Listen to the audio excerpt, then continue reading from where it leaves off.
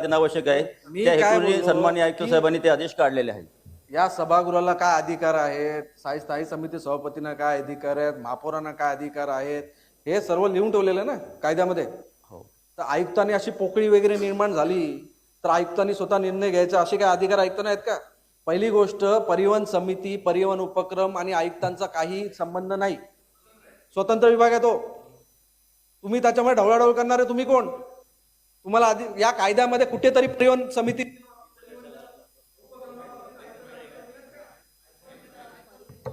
या अधिनियमामध्ये परिवहन उपक्रमाबाबतीत काहीतरी अधिकार आयुक्तांना दिलेले आहेत का? मी अगोदरच सांगितलेलं आहे. तुमची चुकी झाली मान्य नाही करत मी विषद केलेले आहेत. तुम्ही चुकी झाली. कलम 67 नुसार महानगरपालिका अधिनियम मान्यतेने तात्पुरते पद भरायचं आहे. बरोबर? चूक आहे. कुठेतरी परिवहन समिती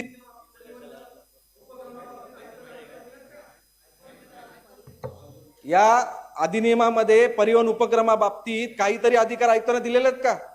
मी अगोदरच सांगितलेलं आहे. तुमची चुकी झाली मान्य नाही करत मी तुम्ही. विषद केलेले आहेत. तुम्ही चुकी झाली मान्य नाही करत. 41(3) नुसार मी अगोदरच सांगितलेलं आहे. परंतु तुम्ही ऑर्डर तुम्ही काढली ती बरोबर आहे कायद्याने. माननीय आयुक्तांची भूमिका मी आपल्याला सांगितलेली आहे. सभागृहाने निर्णय घ्यावा. भूमिका मला सांगू नका. कायद्याने ते बरोबर आहे का चूक आहे? ज्या क्षणाला बदली झाली त्या क्षणाला परिवहन समिती आणि त्याद्वारे निर्णय होणार नव्हता. मधल्या दरम्यान ते पद कुणाकडे तरी देणं अपेक्षित असतं कायद्यानं. त्यामुळे ते माननीय आयुक्तांचे आदेश आहेत. अपेक्षित असणं, पण ते अधिकार कोणाला दिले आहेत? आयुक्तांना दिल्यात का? 41(3) नुसार सभागृहाला जर आम्ही जर तो कायदा वाचलाच नसता तर तुम्ही कायमच चालू राहिलं असतं. 41(3) नुसार स्पष्टपणे लिहिले, परिवहन समितीने महापालिकेच्या मान्यतेने तात्पुरते पद भरायचं आहे. बरोबर आहे? तोपर्यंत आयुक्तांनी चार्ज द्यायचा असं लिहिले काय? कुठे तरतूद आहे? कुठेही तरतूद आहे का? महापौर महोदय विचारा ना की कुठेही अशी तरतूद आहे का? अशा प्रकारची ऑर्डर आम्ही जर अभ्यास केला नसता तर आम्हाला समजलं देखील नसतं. कायमचं चालू राहिलं असतं. आयुक्त साहेब उत्तर देते. महाराष्ट्र महानगरपालिका अधिनियम 1949च्या कलम 67 नुसार कार्यकारी अधिकार हे आयुक्त यांना आहेत. परंतु पुढची व्यवस्था होईपर्यंत तात्पुरत्या स्वरूपातली नियुक्ती ही करण्यात आलेली आहे. कलम 67च्या प्रशासनाला त्यांची चूक कळाली होती. त्यांनी परिवहन समितीमध्ये त्याचे पडसाद उमटले होते. परिवहन समितीमधून डोईपुढे यांना मग नंतर मला वाटतं बाहेर काढण्यात आलं आणि ते पडसाद महापालिकेत देखील येतील या दृष्टीने कुठे सभागृहाची दिशा बदलून राहुल शिंदे या नावाभोवती कसं चर्चा ठेवायची अशी रणनीती विरोधकाची होती.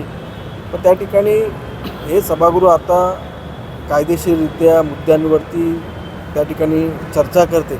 त्या दृष्टीने ती चर्चा घडून आणली आणि प्रशासनाने चूक मान्य करून सभागृहाची माफी देखील मागली.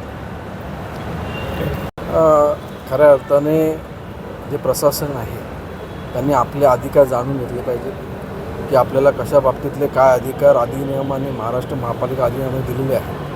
आणि या ठिकाणी परिवहन व्यवस्थापकाची बदली होत असताना ते पद रिक्त झालं आणि लगेचच आयुक्त महोदयांनी त्या ठिकाणी डोईपुढे यांची चार्ज घेण्याची ऑर्डर काढली. खरं तर ती ऑर्डर बेकायदेशीर आहे.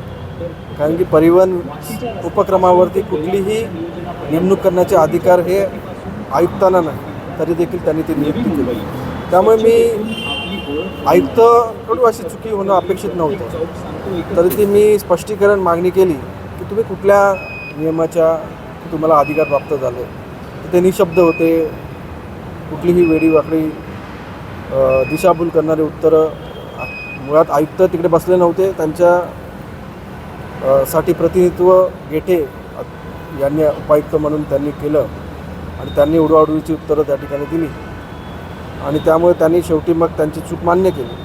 तर अशाच प्रकारे अनेक, आता जर आम्हाला हे कायद्याचं ज्ञान नसतं तर त्यांनी ते कायद्याचं अज्ञान आपचं समजून त्यांचं कृत्य हे चालू ठेवलं असतं. पण आम्ही कायदा वाचलेला आहे, समजलेला आहे. त्यामुळे अशा प्रकारच्या अनेक गोष्टी, बाबी या महापालिकेच्या अधिकार क्षेत्रात येतात त्याच्यावरती अतिक्रमण करण्याचं काम प्रशासनाकडून आयुक्तांकडून केलं जातं. तर ते त्यांनी करू नये अशा प्रकारची त्यांना विनंती आहे. आणि आपले अधिकार त्यांनी त्यांचे अधिकार वापरून, आणि महापालिका ही सार्वभौम आहे, त्या माध्यमातून नवी मुंबई शहराचा कारभार चालावा अशी अपेक्षा आहे.